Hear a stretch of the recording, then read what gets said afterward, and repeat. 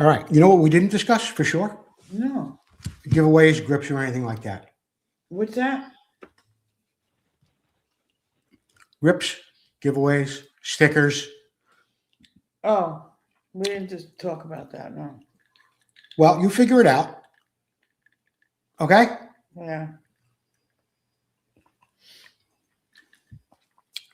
And then in 3 seconds when we're on the air, which I'm going to do right now, you can No. tell me what you're going to do. Okay. Okay? Yeah. All right then, Susie baby.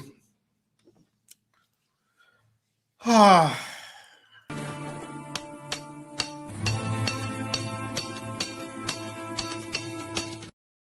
I'm Gary Wilson, and you're watching Vintage Motocross Q&A.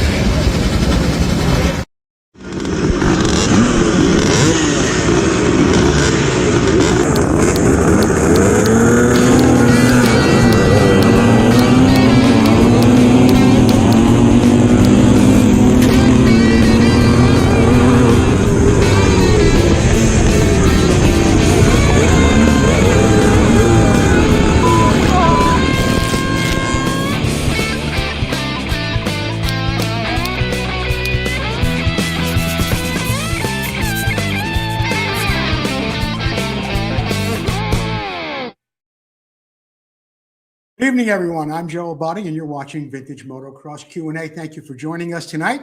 Wherever you may be watching from, put it in the comments. Let us know, and we'll put it up here in a little while, okay? In the meantime, I do want to thank our sponsors who helped make this show possible. And if that picture came up, I'd be able to tell you who they were. Where are they? There it is. There it is. Preston Petty Products, Motion Pro, the International Motocross Museum, Full Circle Racing, of course, Armor.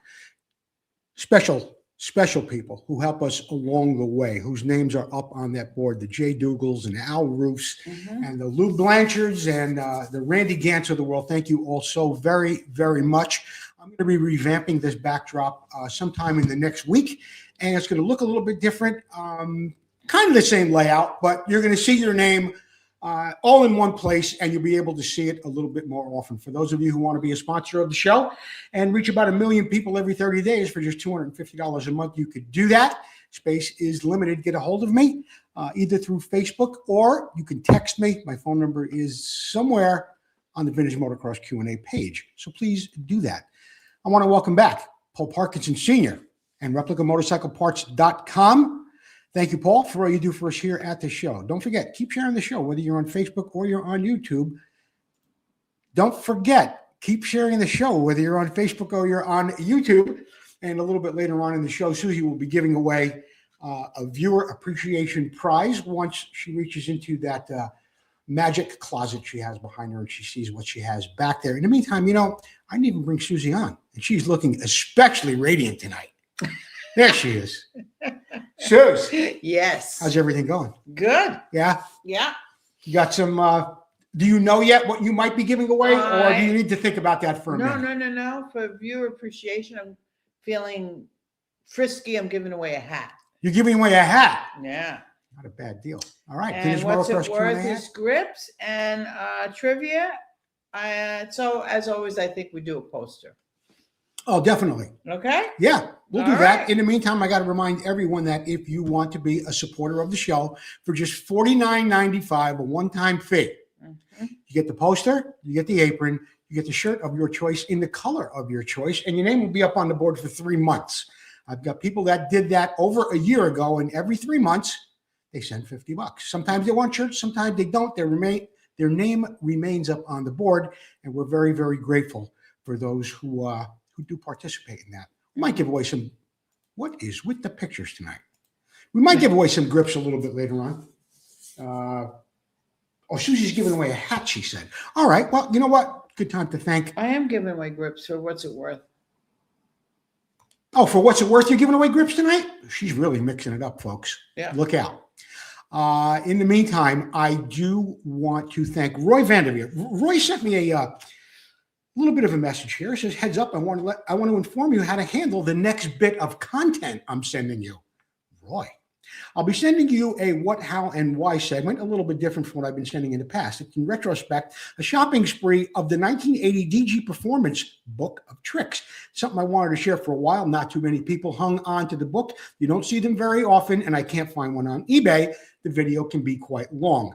I'm going to cut it into a couple of different segments. You could use it throughout the next several weeks, as I will be away on break, and I don't know if I'll be able to bring you, this is Roy speaking, I don't know if I'll be able to bring you new segments every week. So I do have the first one, and what I'm going to do is, it is a little long. I'm going to run half of it on the show, and then you'll be able to go to the Vintage Motocross Q&A page tomorrow, maybe even after the show, and you'll be able to see it in its entirety. Thank you, Roy, for the heads up. And without any further ado, let's see what Roy's video looks like. Undersprung Japanese street bike, and for just pure and It's still not live on your phone. It's like 5 minutes. Hello, I'm Roy Vanderveer, and welcome to my two-stroke pro shop. We're iced over here in southeastern Pennsylvania, so when productivity drops, I like to take some time to look through some old magazines and think about how things were in the past. So what I'd like to do today is a retrospective trip back through the 1980 DG Book of Tricks. And we'll get right into it, keep things moving along. On the cover, we've got Graham Noyce. He's the 1979 500cc world champion. As we go into the first page, we're greeted with a message from Bob Hanna, the current Supercross champion, I believe. I know he's down and out with a broken leg while this publication was coming out. But then we get right into terms, conditions, and policies. And this is something that back in the day, you didn't just pick up the phone and call them and get your order on the way, or send them an email or get on their website. The way it worked was there was an order form in this catalog, and you'd fill out the order form, you'd add up the total, you'd add the freight, you'd put your check, write a check out for the amount, you'd put that order form in an envelope and mail it to DG in the mail with a stamp. It would take a week before they even got the order. Now, if they had it in stock or not, nobody knew. This is just the way you did it. So every step of getting this stuff, unless you happen to have a dealer local to you that was cool enough to stock something, it was a real challenge. So as a kid, I remember this all being very expensive, and we're going to look through some of the things that they offered and just talk about the difference in value today. We're going to learn some lessons on depreciation of currency and how that drives these numbers up real high. But so next page we get into, we've got all the street bike offerings for the big 4 strokes. And if you were lucky enough to be zipping around on a KZ400, well, you could send in an order, and for just $129.50, you could get a 2-in-1 chrome megaphone for your little Kawasaki. In today's dollars, that would be $547. Then we'll move on real quick to, so that's their smallest offering. Then their largest was for the CBX, which is a 6-in-1 full system, chrome megaphone. And that was a very reasonable $275. Until you bring it up to today's value, $1,162. That's not that far off of what guys are paying for exhaust systems on modern sport bikes. So that it's all relative. So they also had CDI ignitions, which was a big deal. Let's see if I can get this right. CDI ignitions and air fork conversion kits. So you could take your your woefully undersprung Japanese street bike, and for just $16, install a set of air fork caps. So you could put in 4 or 6 or 10 pounds of air and get the ride height up where it needed to be. Makes it a lot nicer diving into corners aggressively. So to go along with that, we need to get rid of the points that your bike might have, because nobody's got time for adjusting points. And you would get set back $98.50 for the complete ignition kit to eliminate your points. In today's dollars, we're looking at $416. Then as we're getting to the good stuff, I was going to cut this off right here about halfway through, but I'm honestly, I'm really enjoying it. Let's get back to Roy. There's another couple of minutes to go, but I'm really enjoying the segment. I only watched the first couple of minutes of it when Roy sent it to me, but I think it's really good. I'm enjoying it. So let's have a little bit more of Roy.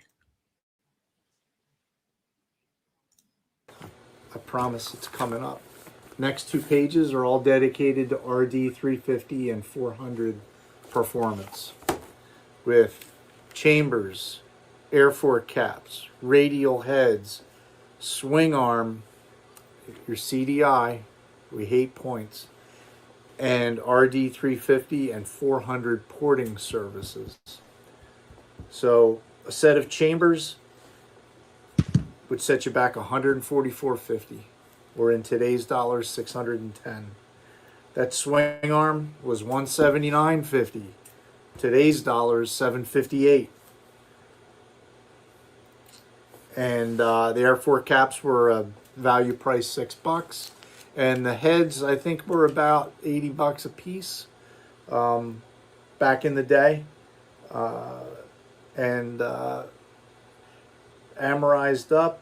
Let me see if I've got something here that was about 80. I do not. So I did not do the math on that, but you know, that would probably be around $700 today. And then at this point, we get into the first part of the off-road offering. And we've got our DG Total Enduro, where you could, under one part number, order your bike completely decked out. New bike, all the performance parts. And we'll talk more about that as we get into the motocross bikes. And then we have the KYB F-Series shocks, which were air shocks very similar to Fox, but obviously offered by KYB. And the prices are not in the price list for these, so I do not know what they were then or what they would be now. But you can get Vinco air shocks, which are compatible, for I think they're around $800. And then we'll look a little further. You had your option to get the A-Kit forks, which it was just called the KYB front fork. And it was longer stroke with a full 11 inches of travel. Very lightweight. And this was another one that the pricing did not make the price guide. So what that set you back, I don't know. Then we'll look at the Luft reservoirs, which were a very popular modification, especially on RMs and KXs, because it allowed the shock to hold more oil to help make things more fade resistant. And those canisters were $75 a pair, or in today's dollars, $314. So again, there you start to see this stuff was not cheap at all overall. A couple things are reasonable, but it was heavy duty. Is that it? I think that's it from Roy for right now. All right. We will get another segment from Roy about DG, and it will continue on next week. Whether it's Roy Paul Griffin, anybody that contributes to the show, I will look at their video, and if it's a 4 or 5 minute video, I'll look at a minute or so, make sure I could hear it, make sure the lighting is good, and I go on with it. And next thing you know, I pop it on the show, and away we go. Same thing with Jeff Kokoski, who I want to welcome back this week with the Did You Know segment. But I don't watch the whole thing. Okay, I got a couple of minutes into it. I put it on, and I thought, well, it's 7.5 minutes long. I'm going to cut it off at 4. That was really good, Roy. Thank you.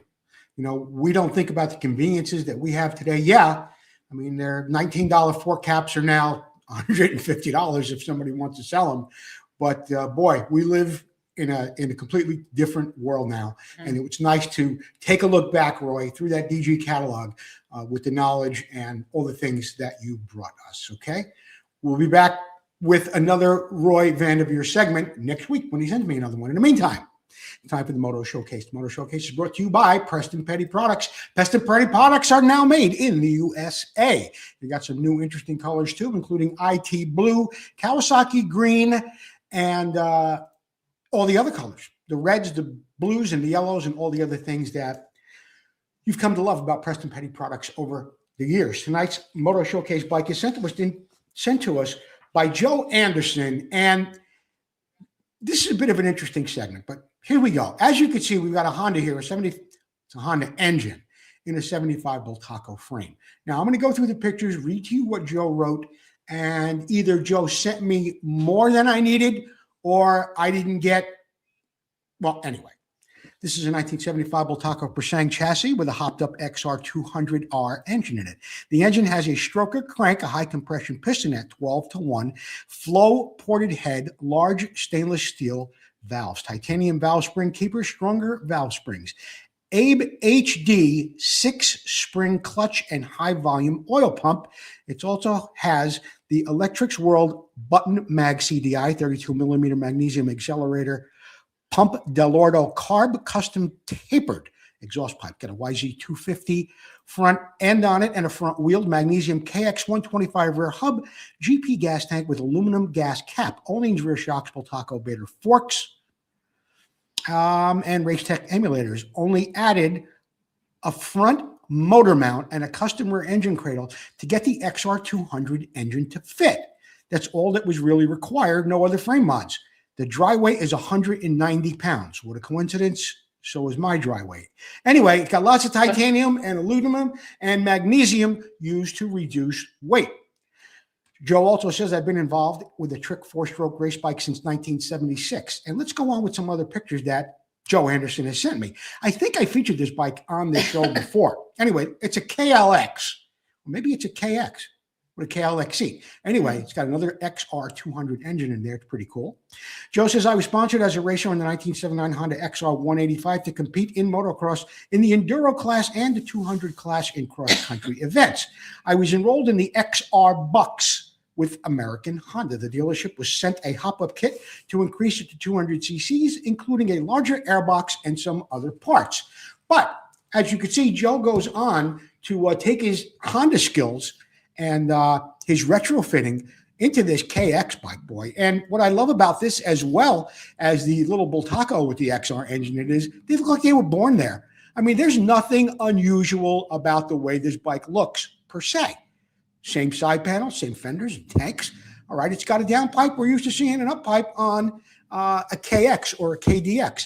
But also, as Joe mentioned, look at the front motor mounts. Check that out.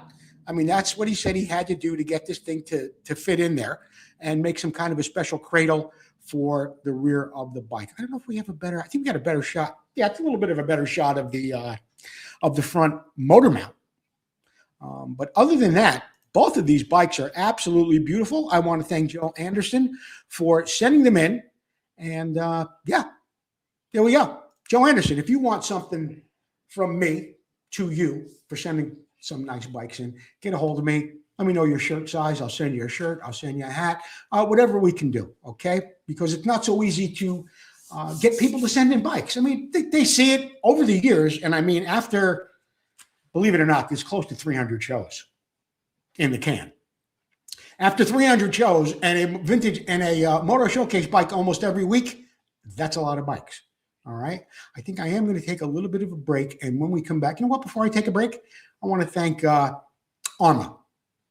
arma.org for being a sponsor of the show. They are coming back this month. We'll have some more information on some of the ARMA events. We have that in the announcements a little bit at the end of the show too. And when we get back, you know what we're going to have? My favorite part of the show, where we get to give stuff away. Trivia. We'll be right back after this message from, I don't really know. Who do you want to hear from? Motocross, and you're watching Vintage Motocross Q&A.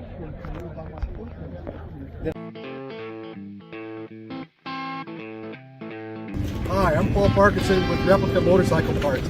I'm sitting here with our test bike, which is ridden by Jerry Maddox. Here's the #1 plate in the US. Let's go over a couple of the parts that we've got on here.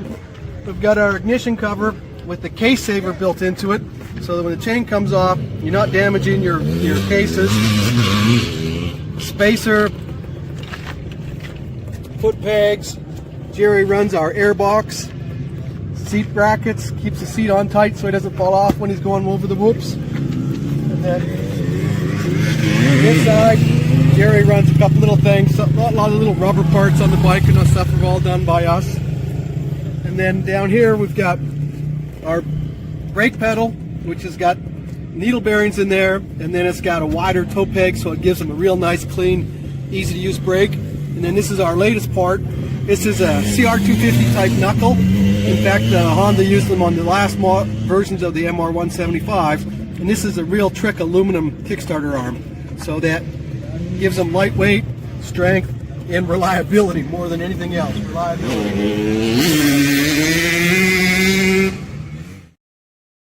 Paul Parkinson, replicamotorcycleparts.com. Be sure to visit them on Facebook and, of course, Instagram. And they have an incredible website. Very, very, it's not only informative, it's just easy to navigate. And you can find a lot of cool stuff there at replicamotorcycleparts.com. As promised, trivia. Trivia is here tonight. It is brought to you by Motorcyclist Illustrated and Mike McCook. What a team. Be sure to visit Motorcyclist Illustrated on Facebook for a very diverse look at motorcycling. The prize, of course, is this poster, 18 by 24, a picture of Jimmy Weiner and Tony DiStefano. It's from 2004. The picture, I think, is from 1974, 75. I'm not really sure. I'm also seeing a comment on my page yet, which I have to not have there. Brian Poland. There you go. Okay. So that's the poster. We're back to that. We are going to give that away in just a moment. Now, don't forget, this is a call-in contest. Call in only. Area code 925-784-2195. That's area code 925-784-2195. Here is the question. Who's the rider in this photo? Who is the rider in this photo? Early in his career, very seldom associated with Kawasaki. Very seldom. In fact, when I saw it, I had to really think about it for a second. And you tell me, who's this guy? All right. In the meantime, we are going to move on to Dave's Classic Corner. Dave's Classic Corner is brought to you by AMS Racing. All right. But if you want to follow Dave Boydston, you want to go to his personal page. Hold on. And you can follow Dave Boydston and get a look at some really cool stuff. Dave is out there at swap meets and all kinds of events. And the phone rang already. We could possibly have a winner. Here's what we'll do. We'll run the video and we'll be back with hopefully the winner. Okay, here we go. Dave. Good morning. This is Dave from AMS Racing. Like and follow if you'd like more videos like this. This is a pretty unique bike. This was in the San Francisco Dealer Trade Show in 1971 when they were debuting the brand new models, so maybe in late 70 actually. This is a transition bike between the side pipe CZ and the school bus yellow CZ. So it's half of one bike and half the other. It's an open bike, but it's still a 360. This one is on standard 400 bore, but came with that chrome head pipe. The frame was nickel plated. There was 3 of these bikes at the San Francisco Dealer Trade Show this year. 3 were nickel plated. They were showing you the next bike. Some of these bikes came with side piper tanks, and because they were closer to a side piper, So they could have been school bus yellow side piper tanks. They had that chrome head pipe on it. Here's period DID rims and big stainless spokes, progressive shocks, a chain guide, the aftermarket pegs. The pegs are part of the giveaway, is that they're splined right here and can be set at different angles. That's a side pipe trait. The steering head is 1 inch shorter than the later bikes. It's still the 360 motor with the cutaway on the cylinder for the high pipe. On this side, it's just an aftermarket. This is a Magnum pipe from a long time ago, and real straight. And this part right here is another giveaway. See how that's sort of a funnel squished a little bit instead of a flat plate on the side. So this is the first year they put the down pipe on the non-twin pipe motor. I chose to just make it look a little more like a twin pipe, and actually I made it like a Brad Lackey bike. That's why it's got these numbers. This is a tank from Fiberglass Works that Brad ran. A lot of people did. This very popular tank, 7172. This thing, hole shot king. Last time we raced Sears Point, 4 hole shots, 40 intermediate and 500 intermediate. Without a reed valve. This thing was a rocket. Cylinder was ported when we took it apart. The other thing that you'd know when you saw this bike, this one of course has a regular airbox in it, but the airbox was part of the inner fender, just like a side piper, and could have been a school bus yellow tank with knee pads, or a side piper tank could still be on it, depending on early or late of the transitional bike of 71. It's a little Brad Lackey replica that I put together. Just thought I'd share that with you. Thank you. Can I brag here a little bit for just a second? Between Dave Boydston and Roy Vanderveer, where are you getting information like that on the internet live? In your living room, in your house, on your phone? Where are you getting that? Pretty cool stuff. Dave Boydston. We still do not have a winner. Can you believe somebody doesn't know who this is? He is not known as, I'm going to give you 2 hints. I said one. He's not known as a Kawasaki rider. I even had to look at it for a second, and I didn't know who it was. Now, there are other people who are not associated with Kawasaki, but it was, you know what? They were on Kawasaki during at this time. And that would be Steve Stackable or Tommy Croft. And you often do not think about either of them at Kawasaki, but they were there around this time a little bit toward the end of their career. This is not either of them. Come on, guys. You know who it is. And you probably do have to overthink it. But anyway, what's it worth? What's it worth segment is brought to you by Full Circle Racing. Be sure to visit Tom McAllister online at fullcircleracing.com or on Instagram or on Facebook. All right. He's all over the place. Susie's phone is ringing. She thinks she might have a winner. I don't know. In the meantime, we're going to move on with the What's It Worth segment. Tonight's What's It Worth segment. Susie says she's giving away a hat tonight or something. I am. All right. She's giving away a hat. This is the part of the show where you, the viewers at home, are encouraged to guess the price of the bike without going over. And if you do that, you'll get yourself a hat. Okay, here we go. 1977 Suzuki RM125. It is equipped with 123cc two-stroke single paired with a 6-speed transmission that was acquired by the selling dealer in 2003. It's finished in yellow and black accents. Features include a black vinyl solo suite, an expansion chamber, exhaust system, a Kickstarter Fox branded shocks, high mount fenders, number plates, and a crossbar handlebar. The RM125 is now offered at no reserve in Ohio for off-road use only, and it only comes with a bill of sale. The bike has yellow body work over a single down tube double cradle frame. Yeah, that makes sense. Single down tube double cradle frame. Anyway, it's finished in black. Features include the black vinyl seat, as mentioned earlier. It's got a 1.7 gallon fuel tank. It's got front and side number plates, folding serrated foot pegs, and high mount fenders. The bike is not equipped with a deployable side stand, and the center stand in the photo is not included in the sale. The wire spoke wheels measure 21 inches in the rear. 21 inches in the front and 18 inches out back. They are mounted to Chang Shin knobby tires. What else do I have here? Oh, suspension is handled by a leading link fork as well as a pair of Fox branded shocks.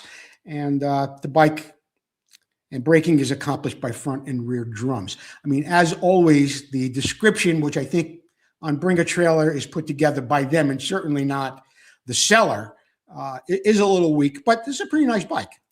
All right. So it doesn't say anything about a restoration, but it looks like the bike has, I don't know, looks like the bike is really, really nice. I mean, look at the paint on the engine, the carburetor, the clamps. Looks like a nice piece. Tank looks pretty straight. What do you think this bike recently sold for? 4,000, 6,500, 7,000. You think they're in the toilet and the bike went for 2,500? This bike sold on Bring a Trailer for $5,300 plus a 10% buyer premium. So that's another $530. So we're looking at like $5,800. Who's got $5,800? Anybody?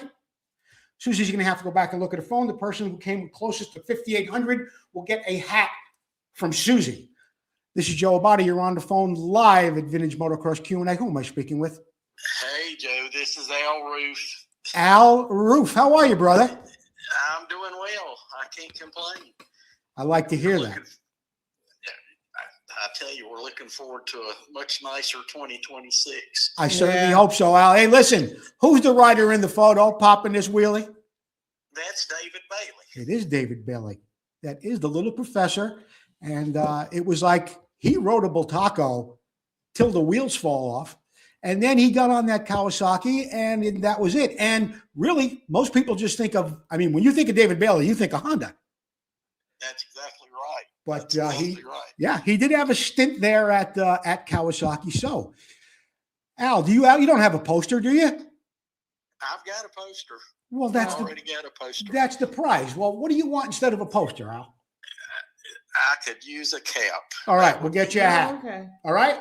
Okay, sounds like a winner. Al Roof, thank you so much. All the best to you all the best to you and your family. You too. Thanks for everything. You're welcome, Al. Bye-bye. Bye-bye.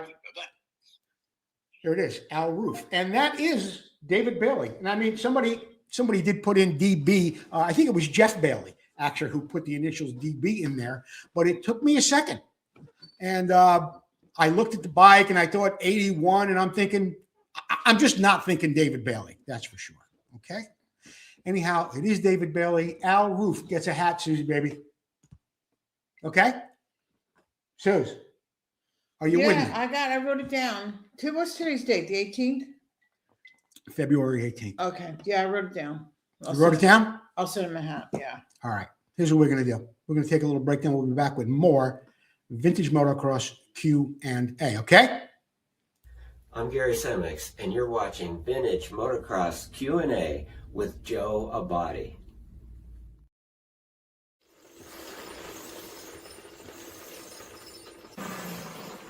I get asked often, what's the most important thing on Clunker? Answer simple, it's me. That's why I use Full Circle Racing wheels prepped by Tom McCallister.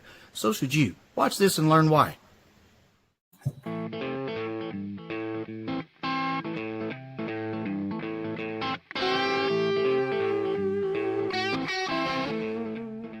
When racing vintage motocross where suspension is very limited, your wheels can be the difference between winning or serious injury. We chose to run Full Circle Racing wheels because of the super high quality materials and the heavy duty spokes used. Prepped by Tom McCallister, I have the confidence on the track to push way harder through the rough stuff and the bigger jumps, knowing my wheels are going to stay under me. Hey, Clunker may be 50 years old, but his wheels are brand new, and yours should be too. Call Tom McCallister at Full Circle Racing today.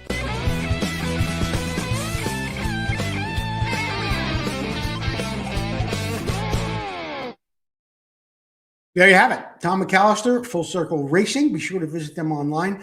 And Tom is now our longest running sponsor. Thank you, Tom McCallister, for all you do for us here. And not only here, but throughout the vintage motocross community across America, especially in the Northwest. We are moving on right now to another segment of the show. And you know what? I got to mention Russell Waters, Amsoil. Been taking care of us for a very, very long time. A lot of products there at Amsoil, even for you Second Amendment guys. all kinds of different lubrications, oils, cleaners, protectants. And I'll tell you what, if you go to the AMSOIL catalog or you go visit them online, you will find that really it's your one-stop shop when it comes to anything like that. And they've got things that will replace all the popular things that you're using now in, like WD-40. I mean, nothing against WD-40, but AMSOIL's got a metal protectant product that just absolutely blows it away. And you know what? What gets better than that? 25% off AMSOIL products when you shop directly with Russell Waters. Go to the oilpeople.shopamsoil.com. That's the oilpeople.shopamsoil.com. Thank you, Russell Waters. I welcome back a person who is a part of the show that I haven't been able to communicate with too much over the past month. That is Jeff Kokoski. He's been taking care of a few personal matters. Everything's really, really good in Jeff's world now. And he sent in to us a Did You Know segment this week, and I'm really happy to bring it to you. A lot of informative stuff, always from Jeff Kokoski. And I also like what he does when he sends me cue picture 1 and cue picture 2. Here's picture 1. In one of his segments a few weeks ago, Roy talked about replating a cylinder bore with Nikasil coating to increase the life of the cylinder. Nikasil has been around for over 70 years. And now, wait a minute. He sent me a note, too, and I don't want to get this wrong. Yeah, over 70 years. I mean, I can't believe that myself, that it's been 70 years, but it is. Anyway, for over 70 years. But did you know what Nikasil is? How did it come about? In 1967, engineers and chemists working in the Stuttgart, Germany-based automotive parts manufacturer Mala developed the Nikasil coating for use in a relatively new Wankel engines. Wankel used an aluminum combustion chamber, or stator housing as it was known. Aluminum was lightweight and gave better heat conductivity, lower friction compared to cast iron. But the rotation of the 3 seals, called apex seals, at the end of each lobe imparted a lot of wear on the aluminum from friction and high combustion temperatures. In time, these created leakage and blow-by, which lowered the output of the engine. The specialized Nikasil coating on the inside of the stator extended the life of the stator that helped to maintain horsepower and efficiency. Eventually, the Nikasil coating was further developed as a replacement for a relatively expensive hard chrome-plated cylinder bore for racing engines on the automobiles, outboard engines, snowmobiles, and, of course, dirt bikes. Nikasil is short for nickel silicon carbide, or NSC. Silicon carbide is also known as carborundum and is very, very hard ceramic, much harder than steel, that can be dissolved in the chemical element nickel. When used in an aluminum cylinder, the cylinder is first blasted to remove oils and any carbon residue. If the cylinder is to be replated, the old coating is chemically stripped in an acid bath to bare aluminum and is etched to remove any oxides to create a microscopic surface profile that ensures plating adheres to it properly. Next, the cylinder is submerged in an electrolyte solution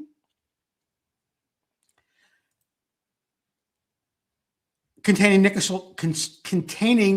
nickel salts, suspended silicon carbide, particles that are typically smaller than 1 micron, which is 1,000 of a millimeter. A human hair averages 70 microns in diameter. How about that? Anyway, a positive anode pole is placed inside the cylinder, while the cylinder itself acts as a cathode, or a negative pole. As the electricity flows between the poles, nickel ions migrate to bond with the cylinder. And while that physically is trapping the hard silicon carbide particles in that nickel matrix, the resulting electroplated coating is typically 1 to 130 microns thick, which is 0.13 millimeter. Wow. Much thicker than that, and the plating becomes too brittle. Oh, very interesting, Jeff. I'll tell you that much. Anyway, post-plating honing is critical. Okay, here we go. Post-plating honing is critical for Nikasil because it exposes the embedded silicon carbide particles that create the wear-resistant sliding surface. A stone hone cannot be used because it cuts the nickel, but the silicon carbide remains, creating a finish that is too rough. Nikasil is one of the hardest substances on Earth, so it must be diamond honed to the desired bore diameter to achieve a plateau finish. And this is what we were kind of talking about with Roy, or in Roy's segments the past couple of weeks. A plateau finish is a specialized surface texture that creates a smooth, flat bearing surfaces or plateaus for the piston rings to seal against, intersphered with deep crosshatch valleys that retain oil for lubrication and heat transfer. From the Greek word for oil and loving, the surface created by the nickel plating process is called oleophilic, oil loving. How about that? And that's where you get that. There you can see the crosshatch that Jeff was explaining to us just a moment ago. Before the development of nickel, aluminum cylinders generally used an iron liner or hard chrome plating for the cylinder bores.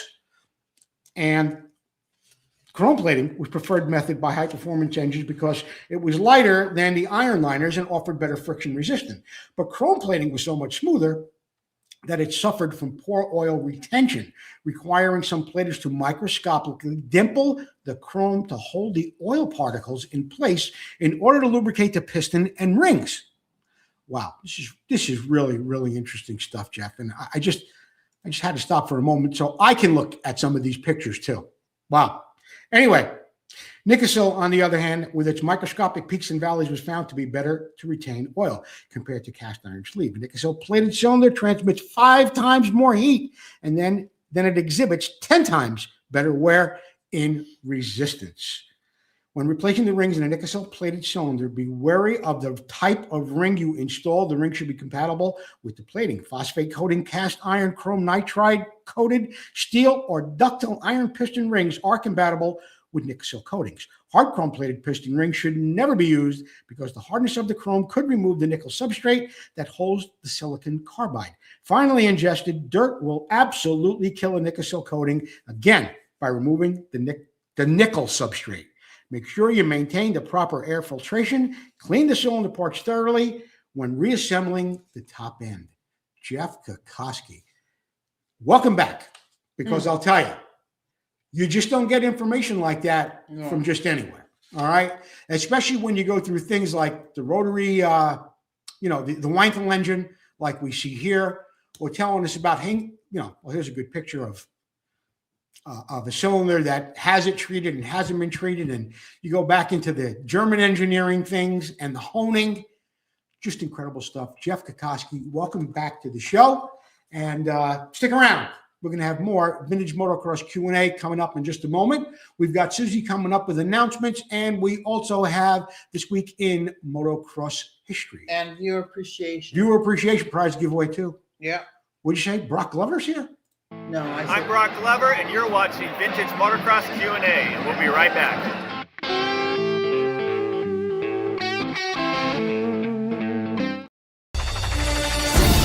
Motocross struck America, coming from Europe like a lightning bolt, striking the hearts and minds of people all across the country and the world.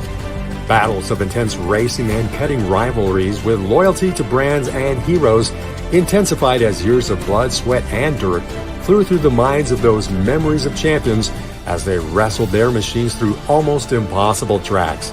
But where are those past champions? And where are their bikes? Terry Good, an ex-pro motocross racer, has made it his life mission to honor these heroes and the bikes they rode to stardom.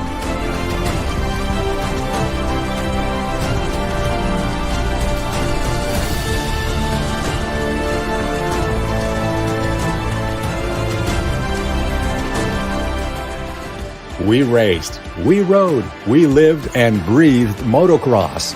Go back in time and relive those moments, now preserved for the first time ever in the world's first museum dedicated to the history of motocross. Our new building is in the gate. Help us get a great start and you can be part of history. Go to internationalmotocrossmuseum.org and become a part of our team.